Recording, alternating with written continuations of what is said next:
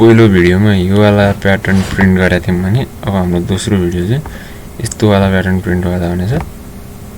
यसको लागि पनि हाम्रो पहिलो भिडियोमा जस्तै दुईटा इन्टिजर भेरिएबलको युज हुनेछ, जुन आइकोमा चाहिँ मैले डिक्लेयर गरेको छु। त्यसपछि यो पनि लुपिङ युज गरेर गर्ने प्रब्लम हो।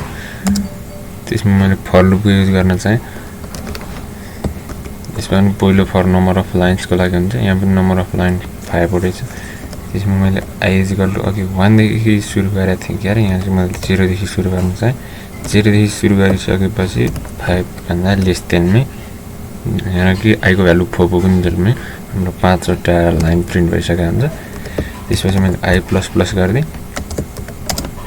तपाईले i 1 देखि सुरु गरेर नि ट्राई गर्न सक्नुहुन्छ। यो लाइनको लागि थियो सेम, पहिलाको सँग सेम। अब हाम्रो हरेक लाइनमा कति एउटा स्टार चाहिएको त भन्ने भयो। यहाँ चाहिँ पहिलो लाइनमा म्याक्सिमम स्टार चाहिएको, त्यहाँदेखि दोस्रोबाट घट्दै कम हुँदै लास्टमा एउटा आएर सकिनु पर्नेछ। भनेपछि हामीले यहाँ j को भ्यालु चाहिँ 5 बाट सुरु गर्न सक्यौं। j को भ्यालु 5 अनि j को भ्यालु चाहिँ i को भ्यालु भन्दा बढी हुन्जेलसम्म, मतलब j को भ्यालु 5 हुन्छ अनि त्यसपछि त्यसलाई डिक्रिमेन्ट गर्यौं अनि 4 हुन्छ, 3 हुन्छ, 2 हुन्छ, 1 हुन्छ अनि 0 हुन्छ।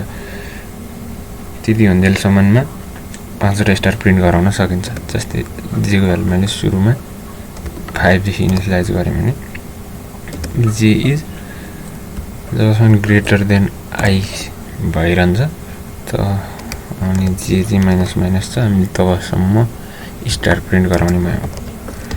त्यसको लागि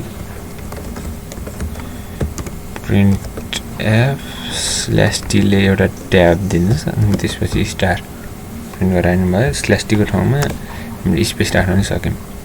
त्यसपछि हाम्रो यहाँ नेक्स्ट लाइनको लागि printf/n युज गर्नुपर्ने हुन्छ। यति गरिसकेपछि हाम्रो रिक्वायर्ड प्याटर्न प्रिन्ट हुनुपर्छ। मैले यसलाई रन गराउन चाहे। रन गराएपछि हामीलाई चाहिएको प्याटर्न प्रिन्ट भइसकेको छ। यहाँ /t युज गरेकाले स्पेस अलि बढी भयो जस्तो छ, तैपनि हाम्रो प्रब्लम सोल्भ भइसकेको छ। यहाँनिर यसरी फर लुपमा डिक्रिमेन्ट पनि गराउन सकिन्छ भन्ने एउटा इक्जाम्पल पनि यो प्रब्लमले दिन सक्छ।